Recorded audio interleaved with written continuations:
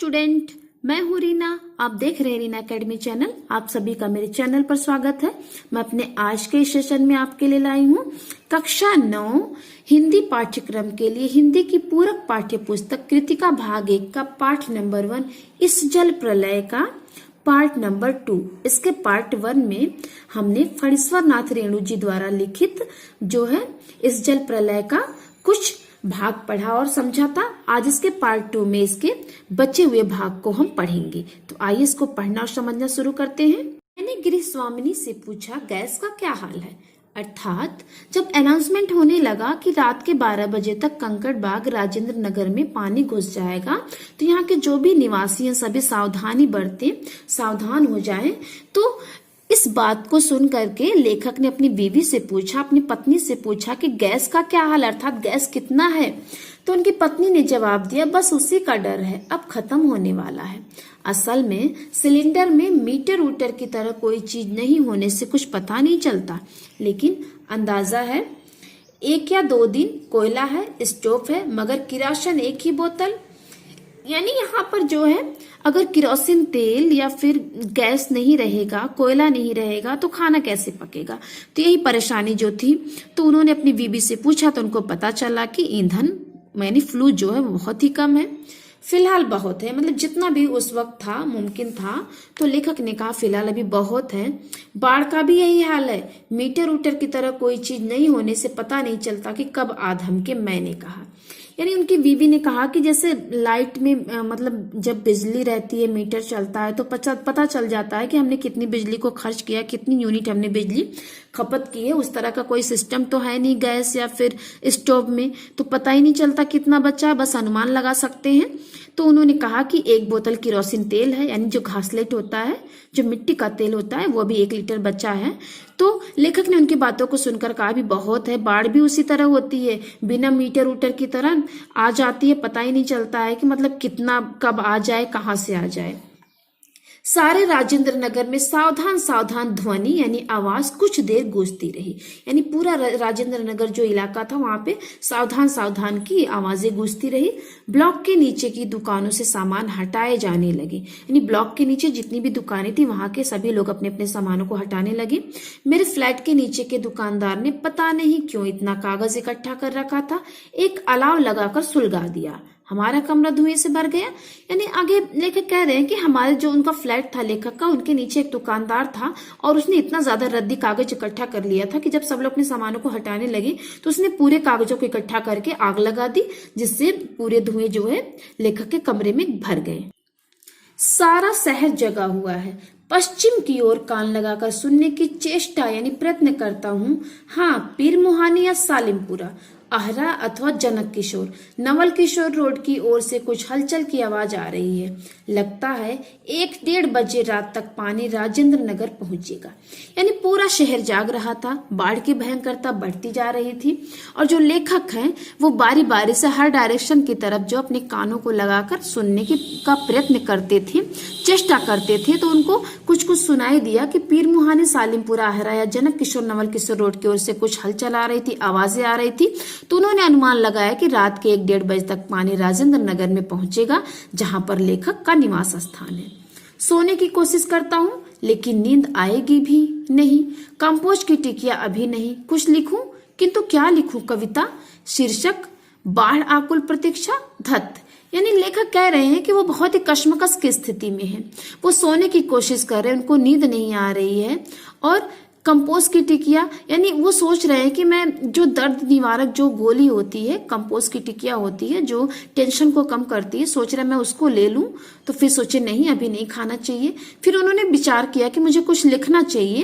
तो फिर सोचे क्या लिखूं। फिर सोचा कविता लिखते हैं। तो उन्होंने कविता का क्या नाम रखना, उसका क्या शीर्षक रहेगा, ये सोच लिया कि बाढ़ आकुल प्रतीक्षा, अर्थात बाढ़ की प्रतीक्षा बहुत ही व्याकुल होकर। फिर उन्होंने अपने आप ही बोला धत्त, यानी नहीं, ये सही नहीं है।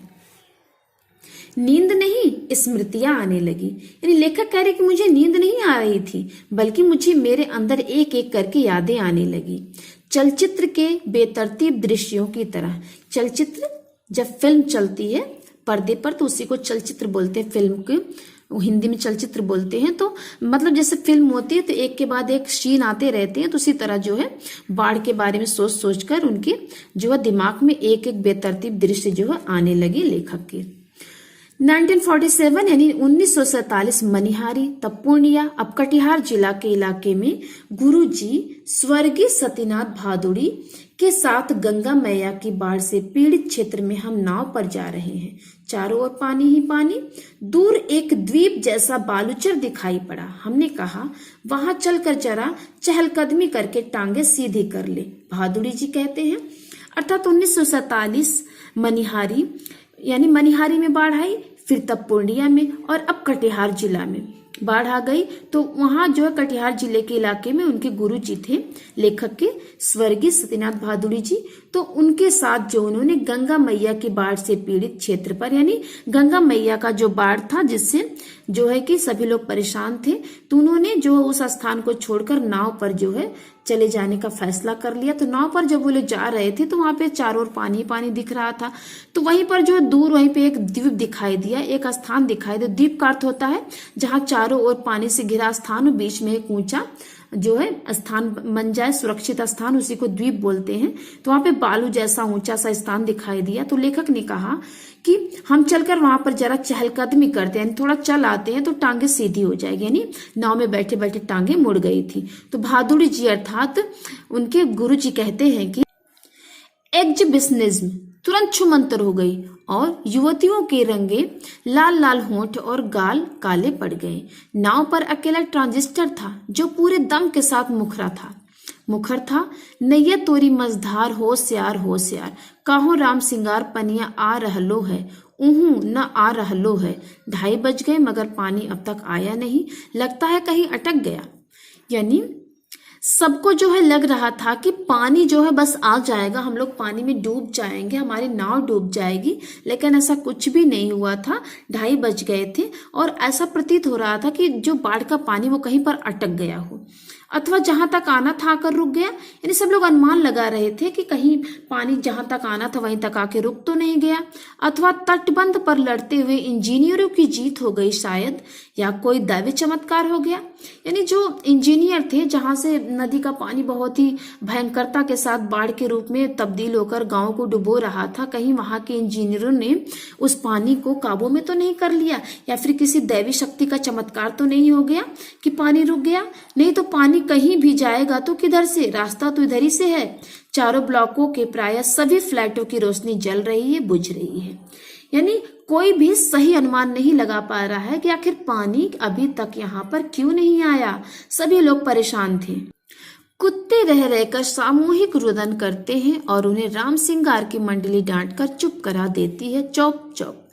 अर्थात रात के समय स्टूडेंट जो कुत्ते होते हैं वे बहुत ही तेज तेज आवाज में भूंकते हैं, अपनी अपनी आवाजों में जो भी उनको आता वे करते रहते। तो राम सिंगार मंडली, वहां पे कोई गाने बजाने की मंडली रही होगी, तो वे सब लोग उनको जो डांट कर चुप करा देते थे। मुझे अचानक अपने उन मित्रों और स्वजनों की याद आई जो कल से ही Pataliputra colony Shri Krishnapuri boring road के अथाह जल से घिरे थे। यानी अचानक से ही सडनली लेखक को अपने मित्र स्वजन यानी अपने जनों की याद आ गई जो कल ही Pataliputra colony Shri Krishnapuri boring road के जो कि बाढ़ के जल में डूब चुका था, वहीं पर वो घिरे थे। जितेंद्र जी, विनीता जी, बाबू भैया, इंदिरा जी पता नहीं कैसे हैं, किस हाल में हैं वे। शाम को एक बार पड़ोस में जाकर टेलीफोन करने के लिए चौंगा उठाया, बहुत देर तक कई नंबर डायल करता रहा। उधर सन्नाटा था एकदम, कोई शब्द नहीं, टुंग फुंग कुछ भी नहीं। यानी जब उनको जो है अपने लोगों की याद आ गई, अपने मित्रों की याद आ गई लेखक को, तो वो शाम को गए और फोन करने के लिए, लेकिन वहां पर जो है कोई भी नंबर डायल करते तो एकदम सन्नाटा था, मतलब कुछ भी आवाज नहीं आती, अर्थात कोई भी फोन को रिसीव करने वाला नहीं था। बिस्तर पर करवट लेते हुए फिर एक बार मन में हुआ कुछ लिखना चाहिए, लेकिन क्या लिखना चाहिए? कुछ भी लिखना संभव नहीं, और क्या जरूरी है कि कुछ लिखा ही जाए? नहीं। फिर स्मृतियों को जगाऊं तो अच्छा। पिछले साल अगस्त में नरपतगंज थाना चकरदाहा गांव के पास छाती भर पानी में खड़ी एक आसन्न प्रसवा हमारी ओर गाय की तरह टुकुर टुकुर देख रही थी। यानी बिस्तर पर गए थे लेखक सोने के लिए, लेकिन करवट बदलने लगे, उनको नींद नहीं आ रही थी। उनके मन में विचार आ रहा था कि मुझे कुछ लिखना चाहिए, लेकिन मैं क्या लिखूं, ये जो है तय नहीं कर पा रहे थे लेखक। तब उनको यादों में, अपनी यादों में जो है कुछ बातें याद आने लगी कि एक बार अगस्त, जो पिछले साल जो बीता हुआ साल था, उसी में अगस्त महीने में नरपतगंज थाना चकरदाहा गांव के पास एक युवती थी, एक स्त्री थी, जो मतलब उसको आज या कल में ही उसका जो है डिलीवरी होने वाली थी, और वो बाढ़ के पानी में परेशान थी, फंसी हुई थी, और बिल्कुल एक निरीह गाय की तरह टुकुर टुकुर देख रही थी कि शायद कोई उसको बचा ले, कोई उसकी जो सहायता कर दे। नहीं, अब भूली बिसरी याद नहीं, बेहतर है आंखें मूंद कर सफेद भेड़ों के झुंड देखने की चेष्टा करूं, उजले उजले सफेद भेड़, सफेद भेड़ों के झुंड। यानी लेखक आगे सोच रहे कि नहीं नहीं, मुझे जो भूली बिसरी यादें हैं, जो मैं यादों को भूल चुका हूँ, थोड़ी थोड़ी मुझे याद है, उसके ऊपर मैं नहीं लिखूंगा। बेहतर है कि मैं आंखें मूंद कर सो जाऊं और सोने की चेष्टा करूं, लेकिन ऐसा कुछ हो नहीं रहा था। सभी उजले भेड़ अचानक काले हो गए। बार बार आंखें खोलता हूँ, मूंदता हूँ, काले को उजला करना चाहता हूँ। भेड़ों के झुंड भूरे हो जाते हैं, उजले भेड़, काले भूरे, किंतु उजले उजले गेहुए रंग के भेड़। अर्थात लेखक न सो पा रहे थे, न कुछ कर पा रहे थे, वो बहुत ही परेशान थे। ओई धाखो ऐसे गेछे जल, झकझोर कर मुझे जगाया। यानी ओई धाखो ऐसे गेछे जल, स्टूडेंट ये बांग्ला भाषा का वाक्य है, मतलब कि जल्दी से उठ जाओ, यहाँ पे जल यानी पानी आ गया है। घड़ी देखी तो ठीक 5:30 बज रहे थे, सवेरा हो चुका था। आ रहलो है पनिया, पानी आ गए लो, हो राम सिंगार, हो मोहन रामचन्नर, अरे हो। अर्थात सब लोग शोर मचाने लगे, एक दूसरे का नाम ले लेकर पुकारने लगे, बुलाने लगे कि जल्दी से उठ जाओ, पानी आ गया, बाढ़ का पानी आ गया। आंखें मलता हुआ उठा, पश्चिम की ओर थाना के सामने सड़क पर मोटी डाली की शक्ल में मुंह में झाग फेन लिए पानी आ रहा था। यानी जब लेखक को बहुत ही किसी तरह मुश्किल से नींद भी आई थी, तो 5:30 बजे किसी ने उनको जगा दिया कि जल्दी से उठ जाइए, पानी आ रहा है बाढ़ का। तो लेखक आंखें मलते हुए अपना उठे और पश्चिम दिशा की तरफ उन्होंने आंख उठाकर देखा, तो क्या देखा कि बाढ़ का पानी आ रहा है, ठीक वैसा ही जैसे शाम को कॉफी हाउस के पास देखा था। मतलब शाम को 5 बजे जब कॉफी हाउस गए थे लेखक बाढ़ के पानी को देखने के लिए, तो ठीक उसी शक्ल का पानी जो है उनके फ्लैट के नजदीक आ रहा था। पानी के साथ साथ चलता हुआ, किलोल करता हुआ बच्चों का एक दल उधर पश्चिम दक्षिण कोने पर दिनकर अतिथिशाला से और आगे बस्ती के पास बच्चे कूद क्यों रहे थे। यानी बाढ़ का पानी जैसे जैसे आ रहा था, उनके साथ साथ खेलते उछलते छोटे छोटे बच्चे भी पानी के साथ आ रहे थे। ऐसा लग रहा था कि उस बाढ़ के पानी को जो है उसके अतिथिशाला में, यानी उसको जहां पर अतिथि को जो है अतिथि की सेवा सत्कार किया जाता था, बिल्कुल बाढ़ को अतिथि की तरह बनाकर सब उसको अतिथिशाला में ले जा रहे हैं। और आगे बस्ती के पास बच्चे कूद क्यों रहे थे, यानी बच्चे जो है वे बाढ़ के पानी के साथ क्यों उछल रहे हैं। नहीं, बच्चे नहीं, पानी है, वहां मोड़ है, थोड़ा अवरोध है, इसलिए पानी उछल रहा है। पश्चिम उत्तर की ओर ब्लॉक नंबर 1 के पास पुलिस चौकी के पिछवाड़े में पानी का पहला रेला आया। ब्लॉक नंबर 4 के नीचे सेठ की दुकान की बाएं बाजू में लहरें नाचने लगी। अर्थात लेखक को ये भी सटीक नहीं पता चल रहा था कि पानी के साथ साथ छोटे छोटे बच्चे या फिर पानी जो है बाढ़ का पानी वही बच्चों की तरह दिख रहा था उनको, और पानी जो है धीरे धीरे बढ़ता ही आ रहा था। अब मैं दौड़कर छत पर चला गया। चारों ओर शोर कोलाहल, कलरव, चीख पुकार और पानी का कलकलरव, लहरों का नर्तन। सामने फुटपाथ को पार कर अब पानी, यानी जो पानी था वो बढ़ता ही जा रहा था, बाढ़ का पानी बढ़ता ही जा रहा था। चारों ओर सभी लोग शोर मचा रहे थे, चीख पुकार मची हुई थी, और पानी अपने कलकल के आवाज में बहता हुआ बिल्कुल नर्तकी की तरह नाचता हुआ, जो पानी की लहरें थी वो बिल्कुल नर्तन की तरह, मतलब डांस करते हुए युवक की तरह आ रही थी। और सामने फुटपाथ जो था उसको जो पानी है बाढ़ का वो पार करके आ गया था। किंतु सावधान, ऐसी जगहों पर कदम रखने के लिए यह मत भूलना कि तुमसे पहले ही वहां हर तरह के प्राणी शरणार्थी के रूप में मौजूद मिलेंगे। यानी पानी की जो धारा थी वो जो बहती हुई आ रही थी, तो लेखक ने उसको, मतलब लेखक को ऐसा लगा कि मुझे उसको सावधान करना चाहिए कि तुम ऐसी जगह पर मत आओ, क्योंकि यहाँ पर बहुत से प्राणी पहले से ही शरण लिए हुए हैं। और सचमुच चींटे से लेकर सांप, बिच्छू और लोमड़ी सियार तक यहाँ पनाह ले रहे थे। भादुड़ी जी की हिदायत थी, हर नाव पर पका ही घाव, पानी में पैर की उंगलियां सड़ जाती है, तलवों में भी घाव हो जाता है। की दवा, दिया सलाई की डिबिया और किरोसिन तेल रहना चाहिए। सचमुच हम यहाँ जाते, खाने पीने की चीज से पहले पकाही घाव की दवा और दिया सलाई की मांग होती। यानी जो बाढ़ का पानी होता है उसमें जो पैर डालने से जो है कि पैर की उंगलियां सड़ जाती है, जो तलवे होते हैं पैर के उसमें जो है घाव हो जाते हैं, चोट लग जाती है। तो जिसके लिए इनके जो गुरु जी थे उन्होंने हिदायत दी थी बहादुरी जी ने कि अपने साथ जो है पकाही घाव का इंतजाम कर लेना, क्योंकि अगर किसी को पैर की उंगलियां सड़ जाए या किसी को चोट लगे तो उसका इंतजाम होना चाहिए सबके साथ। 1949 उस बार महानंदा की बाढ़ से घिरे वापसी थाना के एक गांव में हम पहुंचे। यानी 1949 में एक बार महानंदा नदी के पानी से बाढ़ आ गई थी, जिससे वापसी नामक थाना था जहां पर सब लोग एक गांव में पहुंचे थे। हमारी नाव पर रिलीफ के डॉक्टर साहब थे। यानी जिस नाव पर ये लोग महानंदा की बाढ़ में फंसे हुए लोगों को बचाने के लिए पहुंचे थे, लेखक समेत सभी लोग, तो वहां पर उसमें एक डॉक्टर साहब भी थे। गांव के कई बीमारों को नाव पर चढ़ाकर कैंप में ले जाना था। एक बीमार नौजवान के साथ उसका कुत्ता भी कुई कुई करता हुआ नाव पर चढ़ाया। यानी उस गांव में बाढ़ के पानी से जो बहुत से लोग बीमार हो गए थे, उसमें जो है उनको नाव से चढ़ा करके उनको सुरक्षित कैंप में ले जाना था। तो एक बार एक बीमार नौजवान युवक था, उसके साथ उसका कुत्ता भी नाव पर चढ़ाया था। तो डॉक्टर साहब कुत्ते को देखकर भीषण भयभीत हो गए और चिल्लाने लगे। ये जो डॉक्टर साहब थे उन्होंने कुत्ते से उनको बहुत डर लगता होगा शायद, इसलिए इसमें इस शब्द का प्रयोग किया गया भीषण भयभीत, यानी बहुत ज्यादा डर गए और चिल्लाने लगे, आरे कुकुर कुकुर नहीं, कुकुर कुकुर नहीं, कुकुर को भगाओ, यानी इस कुत्ते को यहाँ से भगा दो। बीमार नौजवान छप से पानी में उतर गया। हमार कुकुर नहीं जाएगा तो हमहू नहीं जाएगा। यानी जब उस डॉक्टर साहब ने कहा कि इस कुत्ते को यहाँ से भगा दो, तो उस बीमार नौयुवक ने कहा और अपने कुत्ते के साथ पानी में गिर गया और बोला कि अगर मेरा कुत्ता नहीं जाएगा तो हम भी नहीं जाएंगे। फिर कुत्ता भी जो है छपाक से नदी के पानी में गिर गया और हमारा आदमी नहीं जाएगा तो हमहू नहीं जाएगा। मतलब इस टाइप का उनको यहाँ पे लगा कि अगर आदमी नहीं जा रहा है तो कुत्ता नहीं जाएगा, कुत्ता अगर नहीं जाएगा तो आदमी नहीं जाएगा। परमान नदी की बाढ़ में डूबे हुए एक मुसहरों की बस्ती में हम राहत बांटने गए।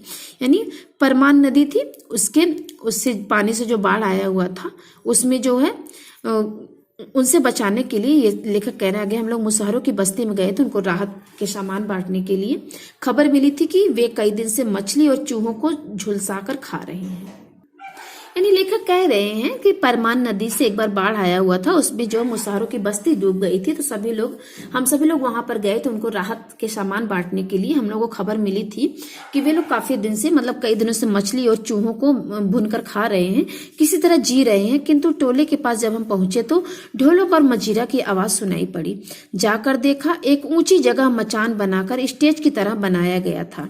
बलवाही मतलब एक प्रकार के आदिवासी हैं, उनका नाच हो रहा था। लाल साड़ी पहनकर काला कलूटा नटुआ दुल्हन का हाव भाव दिखला रहा था। यानी वह धानी है, घरनी धानी घर छोड़कर मायके भागी जा रही है और उसका घरवाला पुरुष उसको मना कर राह से लौटाने गया है। इस पद के साथ ही ढोलक पर द्रुत ताल बजने लगा।